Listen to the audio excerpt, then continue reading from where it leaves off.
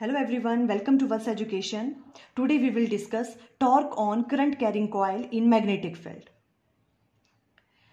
जब भी कोई current carrying coil magnetic field में हम प्लेस करते हैं, यूनिफॉर्म मैग्नेटिक फील्ड में, तो वो टॉर्क एक्सपीरियंस करता है। कितना टॉर्क एक्सपीरियंस करता है, आज हम उसके बारे में डिस्कस करेंगे। देखो, हम यहाँ पे एक नॉर्थ पोल ले लेंगे, एक साउथ पोल ले लेंगे। मैग्नेटिक फील्ड लाइंस कैसे मूव करती हैं, नॉर्थ टू साउथ, इस डायरेक्शन में। ये मैग्नेटिक फील्ड की डायरेक्शन हम ले लेंगे इस डायरेक्शन में। क्लियर है? ओके। अब देखो, यहाँ पे हमने एक कॉइल को प्लेस कर दिया और कॉइल का नाम दे दिया ABCD। इस कॉइल को हमने इस तरह से प्लेस कर दिया यहाँ पे, और उसमें से करंट कितना फ्लो कर रहा है? I करंट फ्लो कर रहा है इस डायरेक्शन में। A से B, B से C, C से D, D से A, इस तरह से करंट फ्लो कर रहा है उसमें। ठीक है। और हमने मान लिया कि ये वाली जो इसकी लेंथ है इस साइड की, ये L है, और ये वाली लेंथ कितनी है? ये B है। आप लेंथ इंटू ब्रेथ भी बोल सकते हो, ये लेंथ है और ब्रेथ है। ठीक है, हमने ये अज्यूम कर ली इसकी लेंथ। क्लियर हो रहा है? ओके। अब देखो, कोई भी करंट कैरिंग कॉइल जब मैग्नेटिक फील्ड के अंदर होगी तो वो फोर्स एक्सपीरियंस करेगी। ठीक है, और वो कितनी फोर्स एक्सपीरियंस करती है? F equal to ILB sine theta. इतनी फोर्स लगती है ना उस पर। ठीक है, अब हम क्या करते हैं, देखो एक एक साइड को डिस्कस करते हैं। सबसे पहले हम BC वाली साइड ले रहे हैं। अब देखो, BC पे कितनी फोर्स लगने वाली है? BC पे थीटा, देखो इस वाले केस में थीटा किस किस के बीच में एंगल होता था? करंट और मैग्नेटिक फील्ड के बीच में। मैग्नेटिक फील्ड इस डायरेक्शन में लग रही है, करंट भी कैसे मूव कर रहा है? इसी डायरेक्शन में। करंट और L सेम है ना। जो आपके पास करंट जिस डायरेक्शन में फ्लो कर रहा होता है, हम L की डायरेक्शन भी वही लेते हैं। ठीक है, तो करंट और B के बीच में एंगल कितना आ रहा है? 0। जब एंगल 0 होगा तो साइन 0 इज 0, तो फोर्स कितनी लगेगी इस पे? 0। तो इस वाली साइड पे तो फोर्स 0 आ रही है। अब इस वाली साइड को देख लो, DA को, इसमें एंगल कितना बन रहा है? करंट ऐसे फ्लो कर रहा है, मैग्नेटिक फील्ड ऐसे 180 डिग्री, तो साइन 180 हो गया। साइन 180 इज आल्सो 0, तो फोर्स यहाँ पे भी फोर्स की वैल्यू क्या आ रही है? 0। तो इन दोनों वाली साइड्स पे तो फोर्स की वैल्यू क्या आ रही है? 0 आ रही है। क्लियर है? ओके। अब देखो, हम इस साइड की बात करते हैं, AB की और CD की। अब AB के केस में करंट ऐसे फ्लो कर रहा है और मैग्नेटिक फील्ड इस डायरेक्शन में है। Angle between current and magnetic field is 90 degree. ठीक है, और इस वाले केस में भी मैग्नेटिक फील्ड इस तरह से चल रही है और करंट ऐसे फ्लो कर रहा है। इसके बीच में भी एंगल कितना है? 90 डिग्री। तो मैक्सिमम फोर्स लगेगी, बिकॉज यहाँ 90 डिग्री साइन 90 क्या होता है? 1। तो फोर्स की वैल्यू क्या आएगी? F equal to ILB sine 90 is 1। Maximum force लगेगी यहाँ पे इन दोनों साइड्स पे। क्लियर हो रहा है ना? ओके। अब हम डायरेक्शन की बात करते हैं कि किस, ये डायरेक्शन फोर्स तो लग रही है इस पे, बट किस डायरेक्शन में लग रही है। तो हम क्या यूज करते हैं मैग्नेटिक फोर्स की डायरेक्शन को फाइंड आउट करने के लिए? Fleming left hand rule. ठीक है, अब देखो हम फ्लेमिंग लेफ्ट हैंड रूल इसमें यूज करेंगे। तो फ्लेमिंग लेफ्ट हैंड रूल क्या होता था?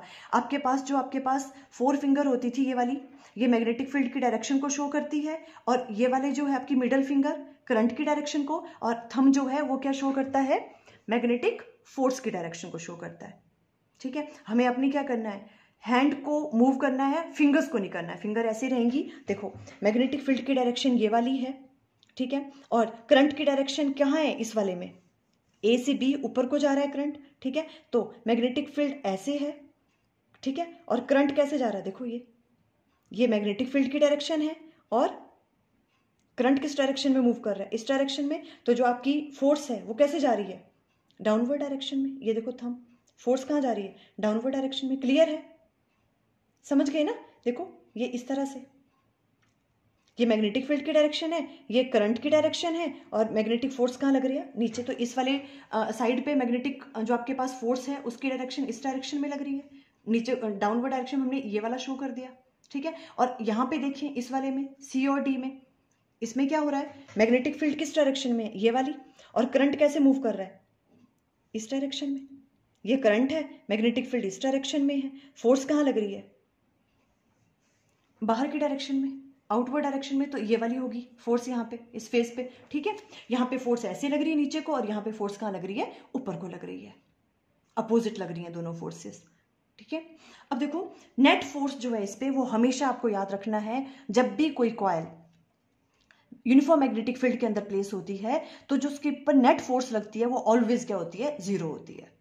अभी तो हमने इसको ऐसे प्लेस किया है, अगर हम इसको किसी तरह से टिल्ट कर दें, ठीक है, तो भी क्या होगा, ये दोनों फोर्सेस जो हैं एक दूसरे को कैंसल आउट करती हैं और ये दोनों एक दूसरे को कैंसल आउट करते हैं, तो नेट फोर्स जो है कॉइल पे वो हमेशा क्या लगती है, जीरो लगती है। ठीक है, तो हमने राइट डाउन कर लिया, एफ नेट क्या होगा, ऑलवेज जीरो होगा। क्लियर है। अब देखो, एक फोर्स नीचे लग रही है, एक फोर्स ऊपर की तरफ को लग रही है, तो टॉर्क तो एक्सपीरियंस करेगा, ये कॉइल टॉर्क एक्सपीरियंस करेगी। ठीक है, अब हमें टॉर्क की वैल्यू फाइंड आउट करनी है। देखो, इसको थोड़ा सा इजी बनाने के लिए देखो मैंने इस तरह से ड्रॉ किया है, ये वाला, ये मान लेते हैं हम, ये वाली आपके पास रेक्टेंगुलर कॉइल है ये वाली। ठीक है, देखो ए डी और ये बी सी, और ये वाली कितनी है, इसकी लेंथ बी मानी है हमने, हम ऐसे कर रहे हैं। ठीक है, अब मान लो, आपको अज्यूम कर लो कि आप कैसे देख रहे हो इस कॉइल को। देखो, टॉर्क की वैल्यू को फाइंड आउट करने के लिए हम ये कर रहे हैं, हम फ्रंट व्यू ले रहे हैं इसका। मान लो हम इसको फ्रंट से देख रहे हैं, इसको हम इस तरह से देखेंगे, इस तरह से देखेंगे तो यही चीज दिखेगी ना, देखो ये वाली दिखेगी, है ना, फ्रंट से देखेंगे तो ये इसका फ्रंट व्यू ले लिया हमने। फ्रंट सामने से देखने पे ऐसे दिख रहा है ये पूरी कॉइल, ये वाला पोर्शन दिखेगा, ये वाला देखो, ये ए डी, ये वाला पोर्शन देखो, इसकी कितनी है आपके पास जो लेंथ है, बी है, और फोर्स कैसे लग रही है, एक फोर्स ऊपर को लग रही है, एक फोर्स नीचे को लग रही है। क्लियर हो गया आपको ये वाला? ठीक है, ओके। अब हमें इसमें टॉर्क की वैल्यू फाइंड आउट करनी है। टॉर्क क्या होता है, इधर कोई फोर्स ले लेते हैं, इधर force multiply by perpendicular distance between forces. देखो, ये फोर्स इधर को लग रही है, ये फोर्स इधर को लग रही है, इनके बीच का परपेंडिकुलर डिस्टेंस लेना है। ये फोर्स इधर, ये फोर्स इधर, देखो तो ध्यान से, यही तो इनका परपेंडिकुलर डिस्टेंस है, इसका और इसका परपेंडिकुलर डिस्टेंस कितना है, ये वाला, और ये वाली, तो ये वाली जो आपके पास साइड थी, इसकी लेंथ कितनी थी, हमने अज्यूम की हुई बी। ठीक है, तो टॉर्क की वैल्यू क्या आ जाएगी, F multiply by B, perpendicular distance. और एफ की वैल्यू क्या थी, जो फोर्स की वैल्यू कितनी थी, आई एल बी, यही फोर्स लग रही है ना ऊपर और नीचे को, तो आई एल बी, और यहाँ पे क्या है, डिस्टेंस कितना है, ये परपेंडिकुलर डिस्टेंस क्या है इसका, बी, तो यहाँ पे हमने स्मॉल बी ले लिया। क्लियर, यहां तक इतना टॉर्क लगेगा इसके ऊपर।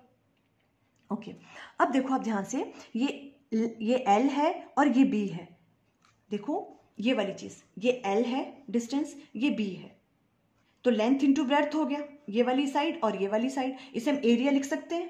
ठीक है, तो एल इंटू बी को हम एरिया राइट डाउन कर सकते हैं, तो ये एल और बी की जगह हम क्या लिख देंगे, एरिया लिख देंगे। तो ये टॉर्क की वैल्यू क्या आ जाएगी, करंट, एरिया और मैग्नेटिक फील्ड, इतना टॉर्क इसके ऊपर लग रहा है। अब देखो, टॉर्क की वैल्यू आ गई आई ए बी। ठीक है, अब अभी आपने एक चीज याद रखनी है हमेशा, एम होता है मैग्नेटिक मूवमेंट। एम क्या है, मैग्नेटिक मूवमेंट होता है, और इसकी वैल्यू क्या होती है, area multiply by current. M क्या है आपके पास, एम इज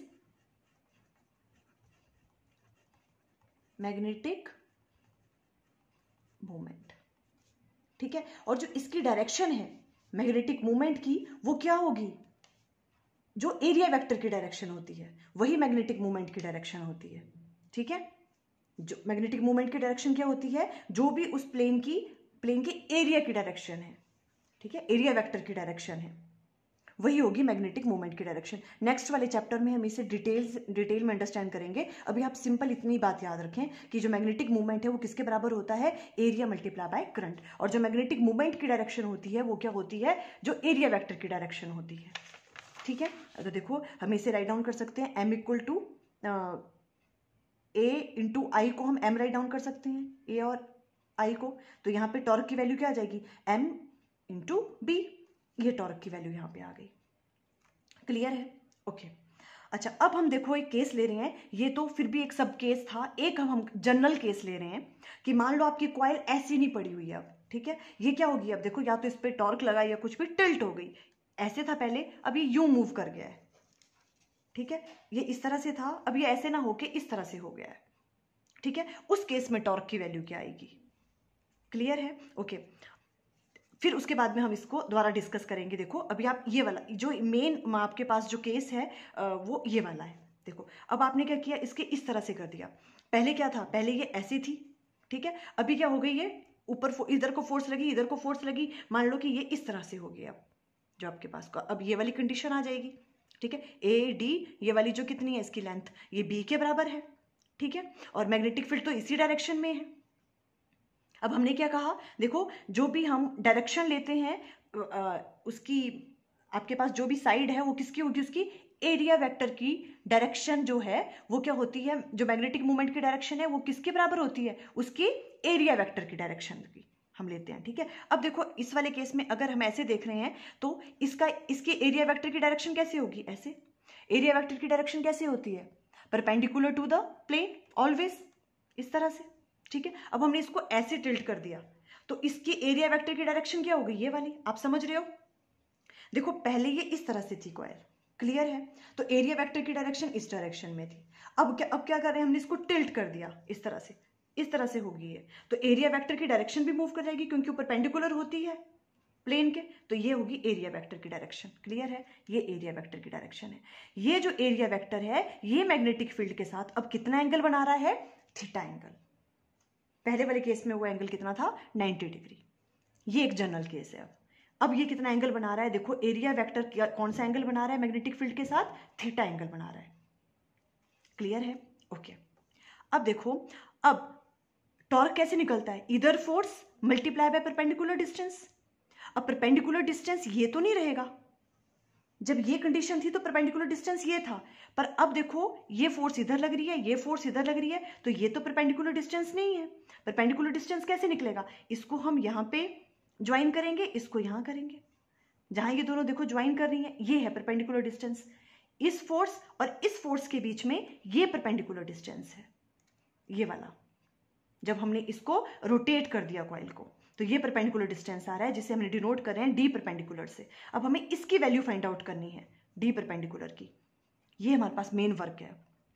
देखो कैसे करेंगे, आप यहां पे ध्यान से देखें, देखो ये आपके पास जो है एरिया वेक्टर है, एरिया वेक्टर मैग्नेटिक फील्ड के साथ कौन सा एंगल बना रहा है, थीटा एंगल बना रहा है, क्लियर है, ओके। ये थीटा एंगल बना रहा है। अब देखो जो ये वाला है आपके पास, ये वाली जो साइड है और ये एरिया वेक्टर, ये और एरिया वेक्टर ऑलवेज 90 डिग्री होंगे, ये हमें पता है। देखो ये वाली साइड ऐसी है, इसके क्या होता है, हमेशा जो एरिया वेक्टर है वो परपेंडिकुलर होता है, ठीक है। तो ये वाला एंगल ऑलवेज क्या होगा, जो भी इसका एरिया वेक्टर होगा वो इसके साथ कौन सा एंगल बनाएगा, ऑलवेज 90 डिग्री, ये तो सबको पता है, ठीक है। ये वाला देखो ये इसके साथ एरिया वेक्टर के साथ 90 डिग्री, तो ये वाला एंगल कौन सा हो गया, जो इसके साथ एरिया वेक्टर के साथ बना रहा है, ये तो पूरा 90 डिग्री ही है, हमें पता है क्योंकि ये इसके परपेंडिकुलर होता है, ये 90 डिग्री है अगर, ठीक है। अब अगर ये पूरा 90 डिग्री है और ये थीटा एंगल है, ठीक है, अगर मैं कहूं कि ये वाला एंगल कौन सा होगा, ये वाला, तो क्या निकलेगा, ये पूरा 90 है, 90 में से क्या कम कर दिया हमने, थीटा, तो ये वाला एंगल कौन सा हो गया, 90 माइनस थीटा, क्लियर हो रहा है, ये 90 माइनस थीटा हो गया, है ना। ये तो था ही 90 डिग्री, अब मैं इस ट्राइंगल की बात कर रही हूं, ठीक है, ये तो था ही 90, तो ये वाला एंगल बताओ कौन सा होगा। देखो अगर ये 90 माइनस थीटा है, ये 90 है, तो ये वाला एंगल कौन सा होगा, थीटा, क्लियर है, ये कौन सा एंगल हो गया, थीटा। अब देखो अब हम ये पूरी ट्राइंगल ले रहे हैं, थीटा के सामने वाला क्या होता है, परपेंडिकुलर, परपेंडिकुलर अपॉन हाइपोटेन्यूज, इसकी तो हमें वैल्यू भी पता है बी, ठीक है। तो यहां से क्या हो जाएगा, देखो A E divided by A D means D perpendicular divided by ये बी है, इसकी वैल्यू ए डी की किसके बराबर होता है, साइन थीटा के बराबर, परपेंडिकुलर अपॉन हाइपोटेन्यूज। यहां से डी परपेंडिकुलर की वैल्यू क्या आ जाएगी, डी साइन थीटा, यही तो हमें फाइंड आउट करनी थी। डी परपेंडिकुलर की वैल्यू क्या आ गई यहाँ पे, बी साइन थीटा। देखो थोड़ा सा ये थोड़ा सा ट्रिकी है, देखो अगर मैं इसको दोबारा यहाँ एक्सप्लेन कर लूँ कि ये किस तरह से हमने डी परपेंडिकुलर की वैल्यू फाइंड आउट की है, एंगल्स अगर आपको अच्छे से क्लियर नहीं हो रहे हैं तो देखो मैं यहाँ पे दोबारा से कर रही हूँ ये वाली चीज़। देखो यहाँ मैंने थोड़ा मीन्स फिगर बड़ी बनाई है ताकि आपको अच्छे से क्लियर हो जाए। तो इस वाले केस में देखो अब किस तरह से करेंगे हम, ठीक है। ये देखो ये था ये वाली बी साइड, ठीक है, ये एरिया वेक्टर की डायरेक्शन है, इसमें ये मैग्नेटिक फील्ड की डायरेक्शन है, क्लियर है यहाँ तक, ओके। अब देखो ये वाली चीज, ये फोर्स यहाँ लग रही है, ये फोर्स यहाँ, ये यहाँ से यहाँ बढ़ाया, ये परपेंडिकुलर डिस्टेंस है इस वाली फोर्स और इस वाली फोर्स के बीच में, हमें ये फाइंड आउट करना है। देखो हमें पता क्या क्या है, हमने ये मैग्नेटिक फील्ड के साथ एरिया वेक्टर मैग्नेटिक फील्ड के साथ कौन सा एंगल बना रहा है, थीटा, तो ये एंगल कौन सा हो गया, थीटा। ये तो क्लियर है, मैग्नेटिक फील्ड और एरिया वेक्टर थीटा एंगल बना रहा है। ओके, अब हम क्या कह रहे हैं, देखो ये एरिया वेक्टर किसका है, इसका है ये एरिया वेक्टर, ठीक है। इस वाले प्लेन का एरिया वेक्टर ये वाला है, तो इसके और इसके बीच में अंडरस्टूड है ये 90 डिग्री ही होने वाला है, ठीक है। ये कौन सा एंगल हो गया, ये है देखो 90 डिग्री है ये वाला, क्लियर है, ये 90 डिग्री है। अब हम कह रहे हैं हमें ये वाला एंगल फाइंड आउट करना है, ये वाला एंगल, ये वाला एंगल हमें फाइंड आउट करना है। देखो हम ब्लैक से कर रहे हैं, ये वाला, हमें ये वाला एंगल फाइंड आउट करना है। तो ये वाला एंगल कितना होगा, देखो यहां से लेके यहां तक 90 डिग्री है और ये थीटा है, तो 90 में से क्या कम कर रहे हो आप इसमें, थीटा। तो ये वाला एंगल कौन सा हो जाएगा, 90 माइनस थीटा, ठीक है। और ये तो है ही 90 डिग्री, दिख रहा है वो, तो ये 90 डिग्री है, ठीक है। अब ये वाला एंगल कौन सा होगा, ये हम कह रहे हैं ये वाला एंगल क्या होगा, ये होगा थीटा, ठीक है। देखो वैसे आपको ये पता ही होगा, पर फिर भी अगर हम इस तरह से भी करके देखो मैं इसकी बात कर रही हूँ, ये थीटा एंगल कैसे आया। देखो अगर आप इस तरह से भी सोचें, देखो 90 माइनस थीटा, ये वाला 90 माइनस थीटा है, प्लस ये कौन सा है 90 डिग्री है, प्लस ये मान लो हमें पता नहीं है, हम इसे x मान लेते हैं वाला, ठीक है, कि x एंगल है ये सब किसके बराबर आना चाहिए, 180 के बराबर, ठीक है। 90 कितना हो गया 180 minus theta plus x equal to 180 के बराबर। 180 से 180 कैंसल, अगर यहां से हम थीटा की वैल्यू निकाल रहे हैं तो थीटा की वैल्यू क्या आ गई, x, ठीक है। तो यहां पे जो x की वैल्यू मीन्स x की वैल्यू क्या आ जाएगी, यहाँ पे थीटा, निकल गए ना यहाँ से। देखो तो ये जो x हमें नहीं पता था उसकी वैल्यू क्या आने वाली है, थीटा। अब देखो थीटा के सामने वाला क्या होता है, देखो ये क्लियर है ना आपको, देखो अभी थीटा के सामने वाला क्या होता है, परपेंडिकुलर, ठीक है। तो ये परपेंडिकुलर हो जाएगा आपके पास, परपेंडिकुलर क्या होगा आपके पास, देखो AE divided by hypotenuse AD, ये किसके बराबर आ जाएगा, साइन थीटा के बराबर। और AE क्या है आपके पास, D perpendicular divided bye AD की वैल्यू क्या है आपके पास, B, ठीक है। और ये हो गया आपके पास साइन थीटा, क्लियर है आपको। और यहां से ही हमने वैल्यू फाइंड आउट कर दी, B की D परपेंडिकुलर की वैल्यू क्या आ जाएगी, B साइन थीटा। देखो ये वाली क्लियर हो गया आपको इस फिगर से, ओके। अब देखो ये वाली, ये आपके पास D परपेंडिकुलर की वैल्यू आ गई B साइन थीटा, ठीक है। अब टाउ क्या होता है, force multiply by D perpendicular, जो भी आपके पास परपेंडिकुलर डिस्टेंस है उनके बीच में, ठीक है। तो ये परपेंडिकुलर डिस्टेंस अब B साइन थीटा के बराबर आ गया, और फोर्स की वैल्यू हमें पता है क्या होती है, ILB, तो हम यहाँ पे पुट कर देंगे, देखो ILB और B साइन थीटा, क्लियर है, कोई प्रॉब्लम नहीं है यहाँ पे, है ना, राइट डाउन कर सकते हैं ऐसे। अब टॉर्क की वैल्यू क्या आ जाएगी, देखो अगेन वही वाली बात, लेंथ इंटू ब्रेड्थ, इसके मही से हम क्या ले सकते हैं, एरिया, ठीक है। तो IAB साइन थीटा, और एरिया और करंट ये किसके बराबर होता है, मैग्नेटिक मूवमेंट के बराबर, तो हम m राइट डाउन कर सकते हैं, MB साइन थीटा है। अब इसको अगर वेक्टर फॉर्म में लिखना है तो हम कैसे लिख सकते हैं, torque equal to M cross B, क्योंकि साइन थीटा है तो हम क्रॉस लगा सकते हैं यहाँ पे, तो ये टॉर्क की वैल्यू आ रही है M क्रॉस B। ये एक जनरल केस है, देखो कोई भी फिगर हो, किसी भी तरह की फोर्सेस लग रही हैं उस पर, बट जो आपने एंड में देखना है वो बात यही है, हमें किस किस के बीच में एंगल देखना है, मैग्नेटिक मूवमेंट और मैग्नेटिक फील्ड के बीच में आपने एंगल देखना है, ठीक है, वही होता है टॉर्क, MB साइन थीटा। अब देखो इस वाले केस में ये MB साइन थीटा आया, अब यही वाला केस जो हम ये वाला बोल रहे थे, यहाँ पे क्या था, MB आ रही थी वैल्यू, इट मीन्स यहाँ पे मैग्नेटिक मूवमेंट और मैग्नेटिक फील्ड के बीच में एंगल क्या आ रहा है, 90 डिग्री। जब ये 90 डिग्री हो जाएगा तो क्या हो जाएगा, साइन 90 इज 1, तो टॉर्क की वैल्यू क्या आएगी, M इंटू B, यही यहाँ पे था।